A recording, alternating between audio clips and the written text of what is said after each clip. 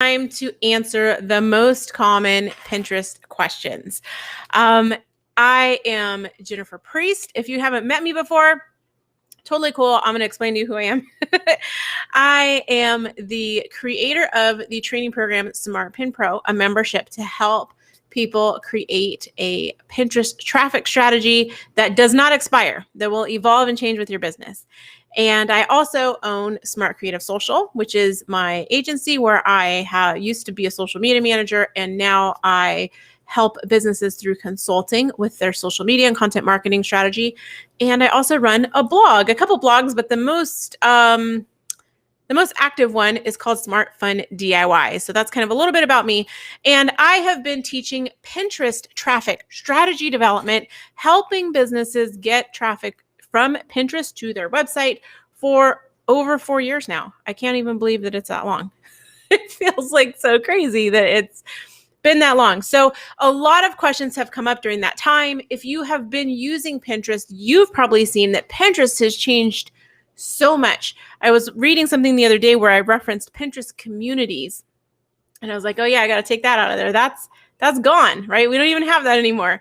So Pinterest has changed a ton. If you've used Pinterest and gotten results in the past, maybe you're struggling to get results now. That's got to be frustrating. Maybe you know about Pinterest, you're not sure if you should use it. Maybe you've heard, oh, Pinterest doesn't work for our certain type of business, or Pinterest doesn't work for this industry.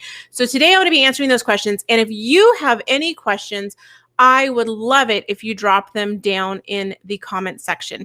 Now, even if you guys are asking these questions on the replay, that's totally fine. They may, if you ask them after we are done being live, then your questions will become the subject of future lives that I do.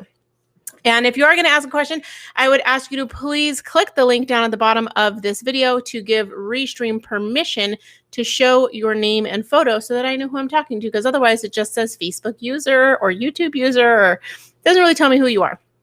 So I would love to know who you are so I can attribute credit for your question to you. So I'm going to go ahead and answer some of these questions. I've got a ton of questions over in my Facebook group, but I also have questions that I put here in the, why doesn't it let me do this? Here in the description of this video, because these are ones that come up quite a bit. So let's see if it's working. Okay, it looks like it's not sending it to my Facebook group, but we're going to go look over at the Facebook page, and then we'll see if it's over there. And I apologize, you guys, if I'm drinking a lot of water. It's a little toasty over here. It's a little toasty over here right now. Okay, why is it not showing my... Okay, it is showing it there. All right, so first question that I'm going to answer is, why is not everybody paying attention to Pinterest? And you might have noticed that there are some social media conferences. There are a lot of like big marketers, and everybody tends to want to focus on Instagram, Facebook, YouTube, and sometimes LinkedIn, not as often, but TikTok, right? Clubhouse, all the new stuff. Everybody's like, that's what we're focused on. And it seems like Pinterest is like this redheaded stepchild. I don't quite know why that is. Because I'm on the other side of it. I've seen the potential of Pinterest. I've seen how much ROI you can get with very little effort. You can get tons of traffic. So I want to share a little bit of a story about that. And this relates to the question I have a little bit further down about, is Pinterest good for whatever kind of business? So there's a service business that Pinterest is great for, that I want to share a story with you about someone who is in my membership, a business who is in my membership, Smart Pin Pro, and how they use Pinterest to build their service business. And I'm not talking like little chintzy service. I'm talking like, you know, $7,000, $10,000, $15,000 per service type of service business. So let's talk about, why are people writing off Pinterest, right? You might have even gone to conferences and been like, this little social media conference, they don't even have a section about Pinterest anymore. What gives? So Pinterest is kind of weird because it's a search engine. So it's kind of like Google, but it also has social components, like social media components, right? We've got messaging, we've got where you can follow people. You know, you can't go do that on Google or Bing or Yahoo, right? If anyone's, I don't even know if anyone's using Bing or Yahoo anymore. but you can't really do that over there. So it's got the search part where you can search for things, but it also has the social part where you can interact with other people. And then it has the algorithm part where it serves up content based on your activity. So like if you come to Facebook, you'll see, and you interact with a certain type of content, maybe you interact with baby content, you'll see more baby content. Same thing on Pinterest. So I feel like it's a little bit hard for people to wrap their head around it. And Pinterest has a bit of a bad rap as a place where people go to plan their wedding, where moms go and share crafts, right? You're just browsing Pinterest for hours, you know, and it's just a place where you waste time. And not a lot of people are thinking about, well, let me rephrase that. It seems like in some instances, Pinterest is not thought about as a real place where you should put some attention. And so I want to tell you a few reasons why I think Pinterest is worthy of your attention. One is it is a search engine. So let's compare it with Google. On Google, you have 10 opportunities to show up on the first page of Google in a search result. So let's say somebody's searching for how to make, I was searching for this today, how to make a pizza chaffle. Okay, that's what I was searching for today. And so you've got maybe a few opportunities up at the top. Google's added some new features, right? You can see recipes, you can see videos, you can see some of that stuff up at the top. But generally, there's about 10 opportunities to show up on the first page of Google. So if you are not in the top 10, you're going to be on the second page. And I want to say I saw a stat somewhere where it was like maybe only 7% of people make it to the second page of Google. So like nobody's going over there. So if you don't make it in those top 10, no one's going to see your stuff at all from Google. They have to be clicking multiple pages, going back to try to find you. So you have very little opportunity there. Contrast that with searching for pizza, how to make a pizza chaffle on Pinterest. And in case you don't know, it's a waffle made out of cheese. You put cheese in the waffle maker and it's like a keto thing. Okay. So if I was to search for that on Pinterest, I would be served up a huge page of results. Even on mobile, it would just go on and on and on. And I'm going to be looking not only at how it's relevant to what I want, I might be able to see the title of the pin to be like, oh, that's a recipe that has, 3 ingredients, or that's a recipe that's really easy, or they'll call out certain things, but I can look at the picture and tell, is that something I really, really want? Now, let's say that I'm done looking for it. I'm like, I'm done. I found the one I want or whatever. I move on to something else.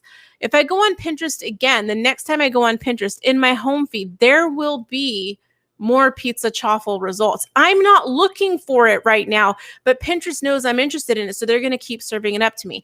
Now, what does this mean for you as the person creating the content, as the person who has a website who's trying to sell me something? Like, for example, with the pizza chaffle, every single recipe that I looked at was trying to sell me a waffle maker, right? Because they were like, here's the best waffle maker for making chaffles. Every single one. They're trying to sell that to me as an affiliate.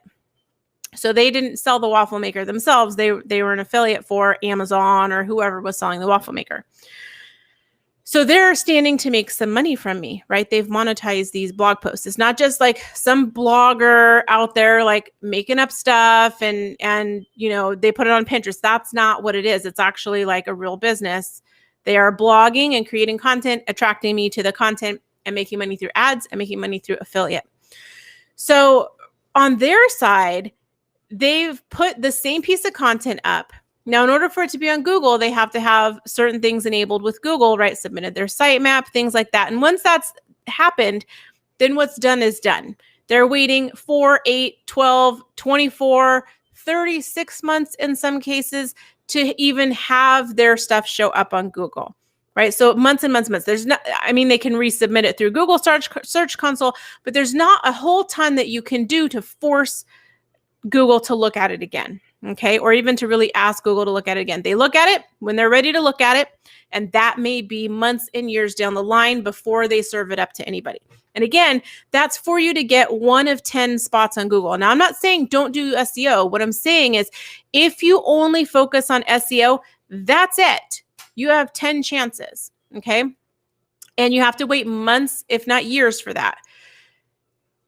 On the same side, you could submit some pins to Pinterest And you can submit pins over and over and over again, right? If I submit a pin on Pinterest, I publish a pin on Pinterest this month, I can publish another pin going to that same destination the next month. I can submit another pin in 6 months. Like, it's not like you have to wait a month and then 6 months. There's no magic to the numbers I'm choosing. But what I'm saying is that I can continue to essentially submit that link to Pinterest over and over and over again and give Pinterest new information about that destination every single time I do it. So when you submit your blog post to Google, you're submitting the whole thing to Google. It looks at the whole thing. That's it. What it's determined are the keywords,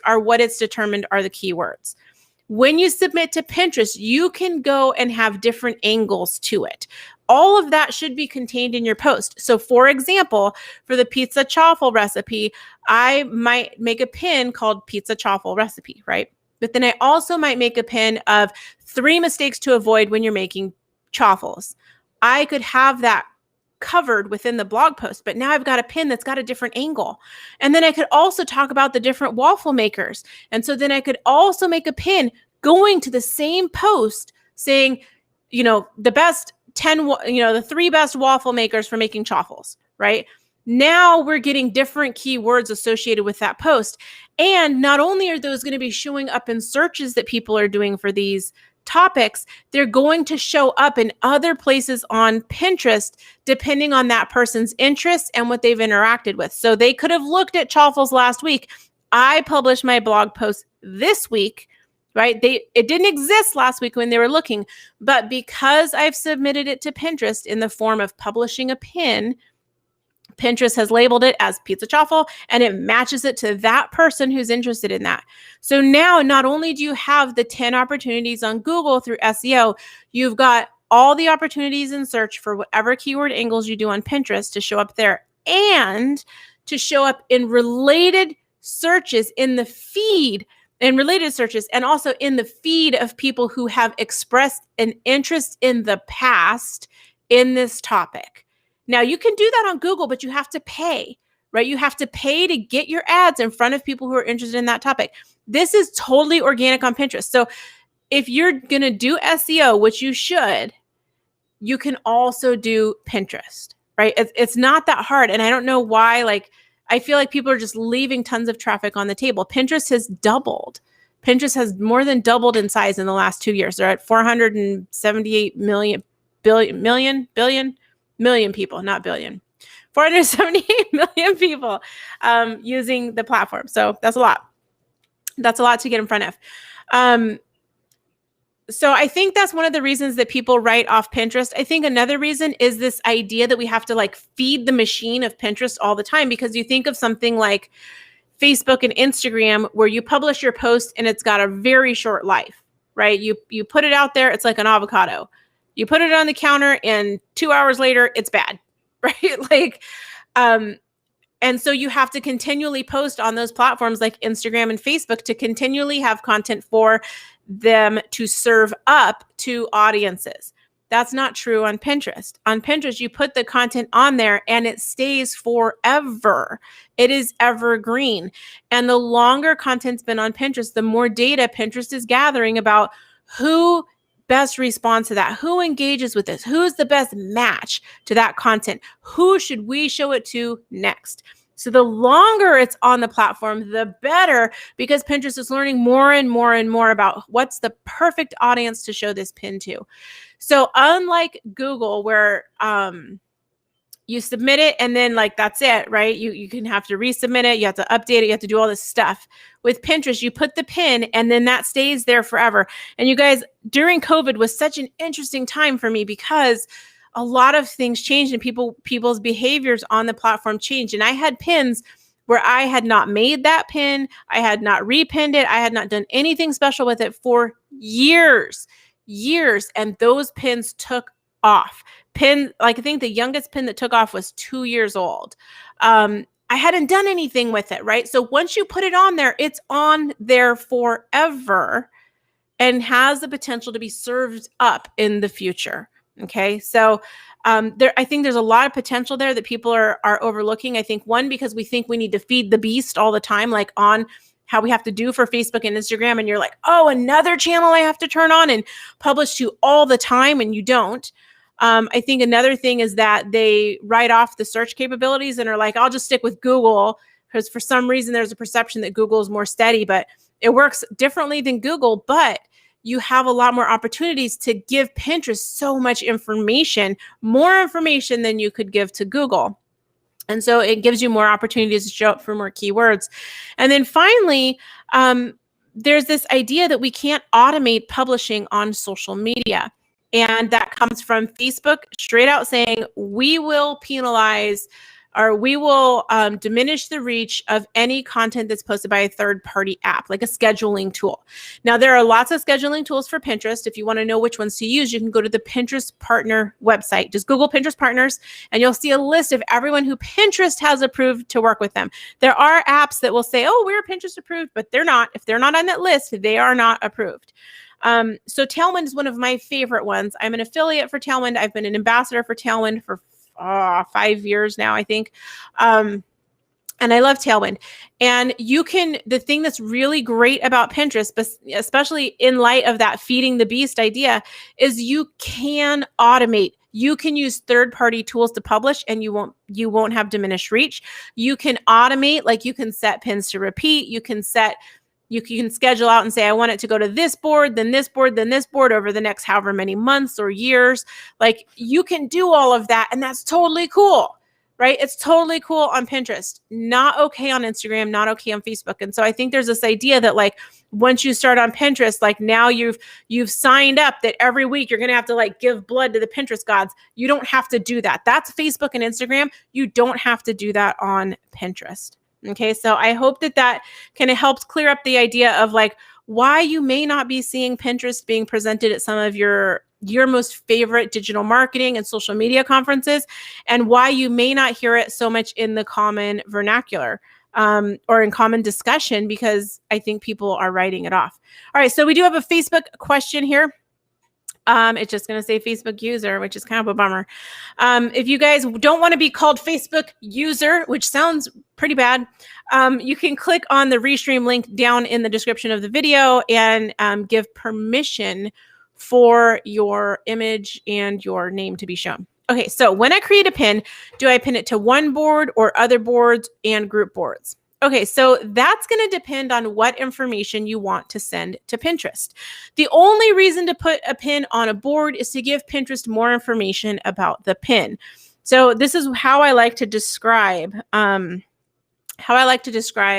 Pinterest. It's like a bookstore. So imagine you go into Barnes & Noble or whatever your favorite bookstore is, and you go up to the shelf of cookbooks, and you're like, awesome. And what do you expect to find on the shelf of cookbooks? You expect to find all kinds of cookbooks. Now, within those shelves, you might find vegan cookbooks, and you might find paleo cookbooks and all natural cookbooks and gourmet and all different types of cookbooks within there. But you know that everything you're going to find on there is a cookbook. So your pins are like the individual books on the bookshelf, and your board is like the shelf. So if this section says it's vegan cookbooks, I would expect to only find vegan cookbooks within that section, within that board, right? So if I'm looking for vegan recipes, I'd expect to only find them on the vegan recipes board. So that gives Pinterest, whenever you save a pin to a board, Pinterest looks at the information on the board to give it more information about the pin, more context to the pin. The mistake I see people making when you start talking about, should I pin it to one board or other boards and group boards? So there's two things I see going on here. One is a focus on mechanics. Mechanics are, and I know you're asking mechanics when you ask questions like, how many boards can I pin to? How many pins should I pin to a board? Should I only pin one to a board? How many pins can I pin to this URL?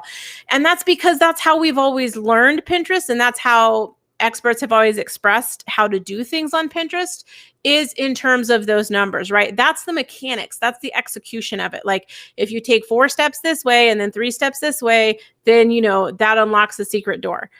That's not really how Pinterest works, because it doesn't work for everybody. It would be like asking everyone to do the same workout plan in order to achieve the same results. But everyone's starting with different resources. Everyone's starting with different tools. Like me, I'm 5'2". I would need a different workout plan than like a guy who's 6'2". And if he's really trim and I'm overweight, we're going to need to do things a little differently in order to we can still get to a result of like, maybe we both want to run a 5K. We could probably still get to that same result, but the way we're going to get there is going to be different because we're coming in with different resources. So this is why I don't like to focus on mechanics. Like, should you pin only to one board or pin to other boards and group boards? Because I don't know what you're working with as far as your boards. I don't know what one board you want to pin it to. I don't know what other boards you have and what group boards you have. And so that's a decision you have to make. And the question I like people to ask themselves is, why am I pinning this to this board? Or in other words, what additional information does me pinning this to this board provide to Pinterest? If I pin this to this board, what additional information does this action provide to Pinterest? And so when we start getting into group boards, people are like, okay, I'll just pin it to a group board and that'll be magic. Well, no. Because let's say that I'm doing a recipe and I pin that to the board, bloggers best of all bloggers, right? And you're like, yeah, that's great because you're a recipe blog and you should pin it there. But someone else comes along and they're going to pin their cross stitch project because that's they're a blogger and it's best of bloggers. And someone else comes along and they're going to pin their tips for how to clean your bathtub because that's their best of bloggers thing, right? So now Pinterest is like, we've got a recipe, we got like bathtub cleaning tips, we got a cross stitch, like it's all over the place. It's not really giving Pinterest, all the stuff on the board is not really giving Pinterest any specific information about your pin, right? So there's a lot of times where people are like, yeah, pin it to a group board or pin it to your best of Jennifer's blog board. Again, what information does that give to Pinterest? The only reason we should be putting something on a board is to give it more context so Pinterest can understand it. So if we go back to my bookstore example, I would expect in the cookbook section to find vegan cookbooks. But I would also expect if there was a vegan lifestyle section to find that cookbook in the vegan lifestyle section as well, because it's also vegan, right? So then those bookshelves give context to the books on the shelf, just like your boards would give context to the pins on the board. Does that make sense? Like, let me know if that is landing with you. I would really love to know that. Oh, that was LJ Upshaw. All right, he's a new member in our Facebook group, and he's been leaving some good comments. So welcome, and I'm glad that you're in our group. All right, so I am going to go ahead and let me know, LJ, if that answered your question, or if you have any other further clarification you want on that one. I didn't specifically answer your question, and that's because this is a decision you have to make yourself. My friend, I don't know. Well, anyways, I was thinking it was my friend, but I saw from an Instagram influencer who teaches a lot of people how to be coaches. She was talking about, she used to think being a coach was giving people advice, like you should do this, or here's 3 options for you.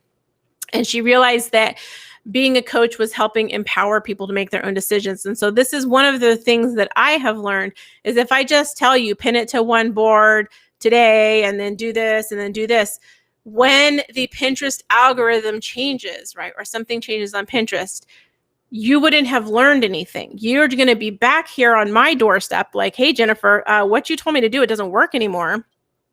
Now you need to tell me some new stuff. And my goal is, and it's so funny because I used to say this when I was a social media manager, and it came true. Like, it's not the greatest for making money, but I feel like it's the greatest for making an impact in the world, which is, maybe it could be good for making money. Let me rephrase that. It's not the greatest for taking money from people over and over, right? We don't want to be doing that. My goal is that I become obsolete. And the way that is accomplished is you become empowered to figure this out yourself, to know what questions to ask, how to find the answers, and then how to make decisions with that information, right? And so that's what I teach is I teach a framework inside my program, SmartPin Pro. I teach a framework teaching you how to do that. So my goal is that you are not like, I love it when people are in the membership for a long time because they're pushing and learning and doing all that thing. that's a different kind of staying in the membership for support than to be in because they want me to tell them what to do, right? Because I feel like that puts you in a place where you're always wondering what to do. I'm going to tell this story. I don't know how relevant it is, but I feel like it's somewhat relevant. So my boyfriend decided to help me out one night. I was working right here. My kitchen's over there. And he was like, I'm going to cook you dinner. And so I was like, okay, awesome. So I'm going to work. So I put my little ear pods in. I got my little music. I'm typing away. And he comes over and he asks me a question. Then he goes back. And then I was like, and then he comes over and asks me a question. And then he goes back. And he comes over and asks me a question. And then he goes back. And I was just like, it's not helpful to me if you have to ask me a question like every 2 minutes because now I'm like not working. But the thing was, he didn't know where everything was. And so he had to come and ask me questions. And so maybe I could have shown him around the kitchen or something. I don't know. But it's making it so it's taking him 10 times longer to make dinner because he has to keep stopping and ask questions. Whereas if you kind of if he knew his way around the kitchen, he could just do it and he wouldn't have to ask me. But more important than that, he could do it faster and know where things are, like without having to ask. Like, I don't know if that's making sense. So let me know if that's making sense. I'm probably rambling at this point. Okay, so can I use Pinterest without a blog? This is another top question, especially from people that have Etsy shops. Yesterday, I gave a workshop, which will be opening up to you guys soon. It is a 4-day challenge, and I did it with a bunch of crochet businesses, and I'm finishing up like the recordings and all that. Like, I'm really excited about it because it's like from like nothing to publishing your pins and tracking your results in like 3 days. It's really cool. Really cool. So I can't wait to share that with you guys because we're going to do a live challenge with it. And then you'll have access to the workbook and you'll have access to the training videos and everything like in an organized way. Like, it's super cool. So anyway, so I'm giving this presentation to them yesterday. We're having one of our meetings and they're like, I'm just sending people directly to Etsy from Pinterest. And you can do that. Like, you can send people directly to your products. You can send people directly to affiliate links. You can send people directly to Etsy, Shopify, whatever you want. The thing is that it's harder to get them to buy. That's why a lot of times when you see those things that are going straight to the product, it is an ad. Okay, so can you use Pinterest without a blog? Sure. But here's the thing with the blog. The blog is just part of a funnel. And forget the word funnel if that's intimidating you. The blog is just part of the path that somebody takes from like not knowing you to getting to know you and trusting you and liking you and getting ready to buy from you. Okay, so it's part of that warming up process of customers. And my Facebook ads coach is always saying, like, she's like, it's like, imagine if you went to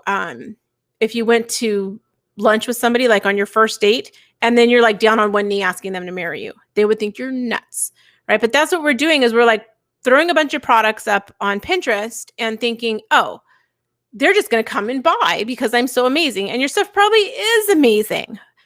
They don't know that yet. So the purpose of the blog, of the content marketing, is to warm them up, to get them to know you, to get them to trust you, to get them to see where you're coming from.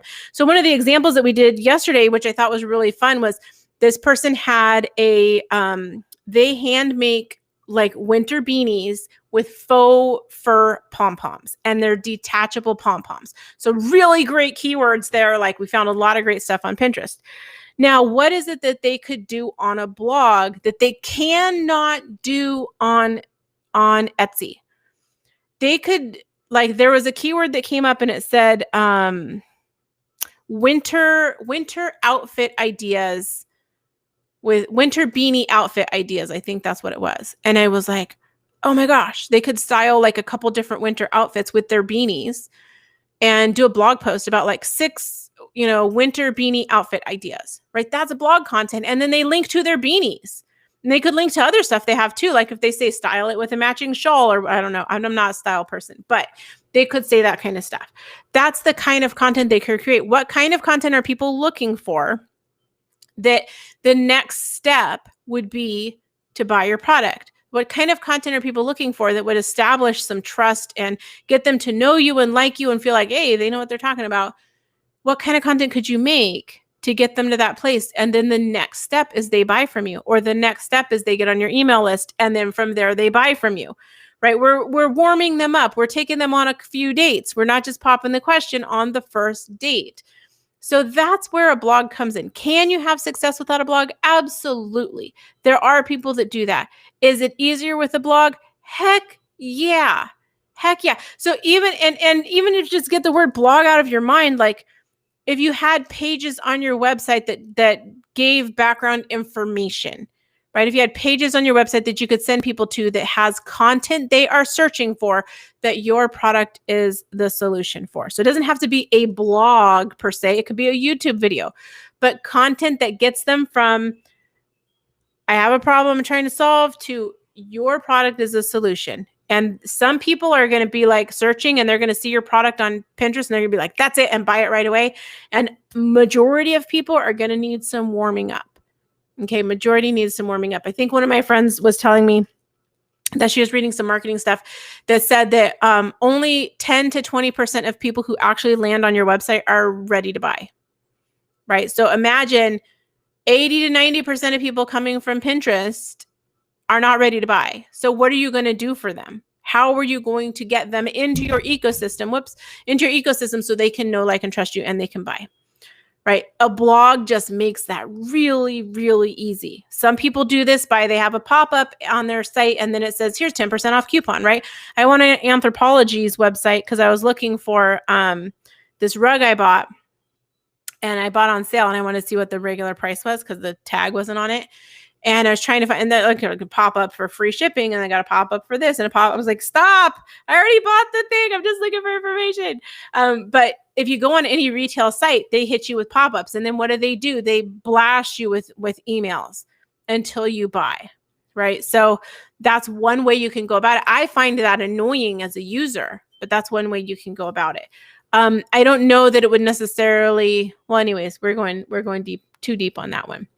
Okay, so next one. Should I focus on Pinterest or SEO? I think I kind of discussed this, but in case it wasn't clear earlier, because I really talked a lot about Google and Pinterest, both, because what you're going to do to make Google happy through search engine optimization and give people a good user experience is what's going to make Pinterest happy too. At the tip of all of what Pinterest and Google value is user experience. So if they serve up your search results, what they want to know is if they serve up your search result and people come to your site, are they going to have a great experience? Are they going to get what they were looking for? Are they going to have a fast loading site? Are they not, they're not going to be sitting there twiddling their thumbs? Are they going to be like, have reasonable ads and not be bombarded with belly fat ads, right? They want them to have a good experience. So should you work on SEO or Pinterest? Both. My answer always, always, always is going to be do both. I teach Pinterest right now, but that doesn't mean that I don't think SEO is important. That doesn't mean that I don't do SEO. It just means that's what I teach right now, but do both. I would never tell you to pick one or the other. You should do both. And it's kind of easy because what's good for Pinterest is good for Google. What's good for Google is typically good for Pinterest. It's very different than saying I'm going to do SEO and Instagram. Like there's virtually no overlap there at all. You're doing a whole lot of work over here and a whole lot of work over here. A lot of overlap when you're talking about SEO and Pinterest. There's a lot of overlap. Okay, so is Pinterest good for blank businesses? So I'm going to talk about services and MLMs specifically. We know Pinterest is good for bloggers. We know Pinterest is good for retailers. We know Pinterest is good for retailers with a blog.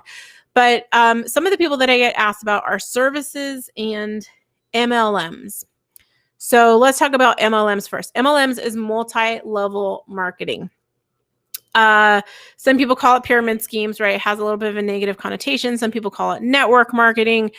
It's like Tupperware or Mary Kay, that kind of thing, right? You sign up under another person and then you sell from products that everyone else can be selling as well. So here's the thing with that. Those typically have what's called a replicated website. So like you'll have a website, like my website would be jennifer.tupperware.whatever, right? Or if your website was yours, it'd be patricia.tupperware.whatever, right? That's a replicated website. Everyone's is pretty much the same. You usually can't put content on there. So what are you going to do to differentiate your pins and where you're sending people from everyone else? Well, you can't. So if the company allows you to do something like put a blog up or have YouTube videos or have some content somewhere that puts your special spin on it, then you can have serious success on Pinterest. Can you have success on Pinterest without the content? Sure. It's just understanding the environment you're playing in. You're playing in thousands of other people that also have a replicated website, that are also selling the same thing, that are also pinning the same things. How will you stand out in the feed if everyone's doing the same thing? It's really hard. So that's my take on MLMs. You're going to have so much more success if you have the ability, and if it's okay with the MLM that you're in, for you to use content marketing, whether that's allowed on your replicated site or you create an additional site where you do that. And that's going to be the same with like, well, not the same, but like with sites like TPT, like Teachers Pay Teachers, or Zazzle, or any of those sites where you can kind of like build your own little store, but you're part of this larger entity. Where are you going to put your content to warm people up, right? So you may need to have a separate site that you do that on. And again, it doesn't have to be really complicated. Just what kind of stuff are people searching for that your thing that you sell is the solution for? Okay, so as far as services, so we have a member in our program. Actually, she just hit her 2-year and she decided to move on, which is fine because she's like doing awesome. And they were hit really hard during COVID. So they are a company that provides service to other businesses, a B2B company. And I'm not talking cheap service. Like this is like thousands of dollars type of service. And they were hit really hard during the whole shutdown in 2020 because their business is event-based. So they help with like corporate events and that kind of thing, conventions, that kind of stuff. And so like their average order is like 7,000, 10,000, 15,000, 30,000, right? That's kind of the range they work in. So it's not like somebody's going to go on Pinterest and go, you know what? I think I want to do this in my house and I'm going to pay, $18,000 for this. Like it's not something that you would think people would buy on Pinterest. So she's doing Pinterest through the program. She creates some content marketing on her site, which is great that she was willing to do that. And so she starts showing up in a bunch of Pinterest searches, and COVID hits. So she is like, you know what? I think I'm going to go all in on Instagram and really target some more local stuff. So she starts going all in on Instagram and targeting local. And the average order is like a couple $1,000s. Like she gets some local business and she's happy because she's like, not a lot of people are doing events. And this was for like some private stuff and for, some people that were a little more well off in the area. But not her normal stuff, right? It's like maybe 10% of the average order she would normally get for the service she provides. And all of a sudden, she gets this message from this lady. And this lady's a big business and they are planning an event for 2022. Okay, we're in 2021. They're planning an event for 2022. And she's like, how did you find me? That's like one of her number one questions that she asked, because this person's like ordering like, good 5 figures worth of services. And she's like, Pinterest. You would have thought it's B2B. You would have thought she would have found her on LinkedIn. She's like, nope, I found you on Pinterest. And this service business owner hadn't been pinning. These are old pins that she had already put out there, like in 2019, early 2020, that now were bringing her traffic. Because like I said before, Pinterest is evergreen. So you put it on there, and she came in when we first talked before she joined my program, because she had, I think she saw me speak online at a conference, like through the virtual ticket, through Social Media Marketing World or something like that.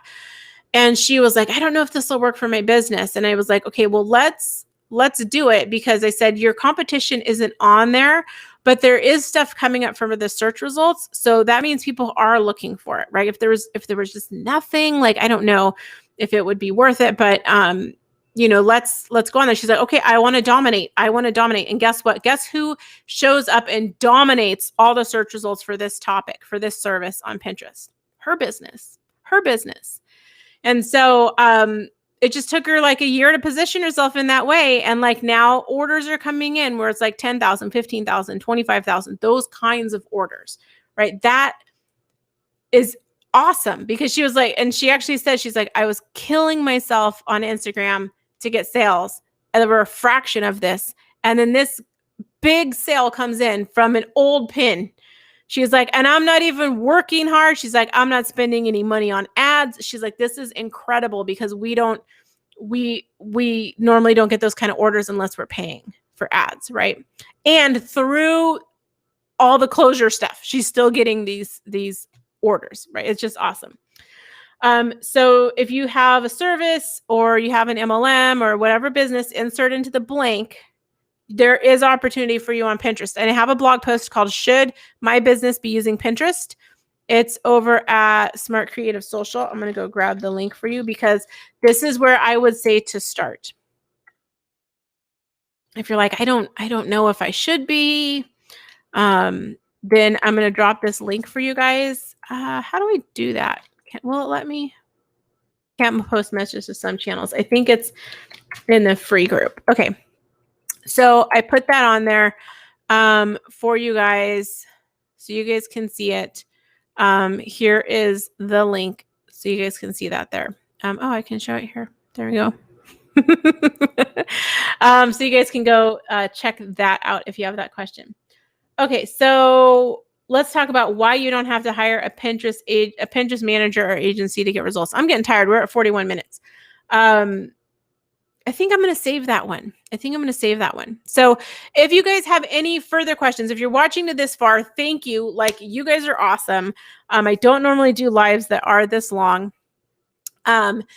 Let me know if you have any questions. If you have any follow-up questions to what I discussed today, if you have any new questions that you would like me to answer, put those down in the comments, because those can become the topics for my future lives that I will be streaming here on Facebook and YouTube, and then hopefully LinkedIn one day. They rejected my application to go live because they said I don't post enough, which is totally true. I agree with them. I don't post over there that much.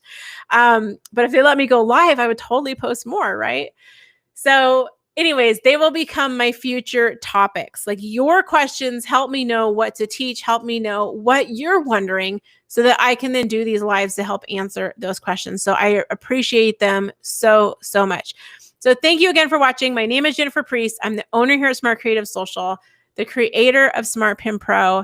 And I just want to thank you for watching this far. And I hope that I will see you on a future live. Now, if you're on YouTube, you know what to do. Just hit the subscribe button. If you're on Facebook, you know, hit the like button and the little bell to get notifications. So you guys know all those things. If you enjoyed this, make sure that you sign up to get notifications so you'll know the next time that I'm live. I hope you guys have a wonderful night. Thanks for